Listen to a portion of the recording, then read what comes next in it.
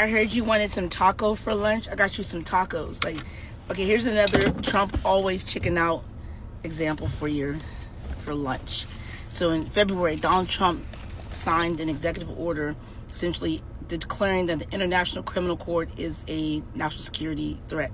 He said he's going to file sanctions against members of the International Criminal Court that are actively prosecuting human rights cases. Can you imagine why? Guess why? Well, of course, the international ICC courts and their prosecutors are actively seeking out justice of Netanyahu in Israel for the crimes against humanity, the crimes against children in Palestine, actively pursuing that, and he's protecting their interests. And so he issued an executive order saying it's a sham. And then if you and Americans, and he also issued specific sanctions against prosecutors, non-American prosecutors. And then he says, if you are an American and you assist ICC, then you will be subject to criminal and civil sanctions and penalties as well. So at the same time that this happened, and that's ongoing, they're consistently like issuing sanctions against random prosecutors as they're doing their jobs right now, even like this month. Crazy asses. So because of the executive order, they locked off the ability of a former JAG lawyer, current ICC prosecutor named Eric Iverson, who is still actively pursuing investigations and prosecuting Omar al-Bashir, who was the president of Sudan, who was part of a genocide.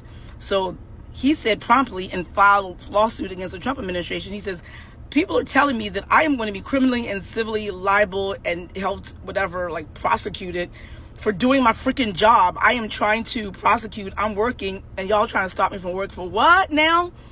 So in no short time, the Trump administration lifted the order and gave him back his space. Like, he filed his lawsuit like on Monday. By Friday, they would say, my bad, here you go. So Trump always chickens out.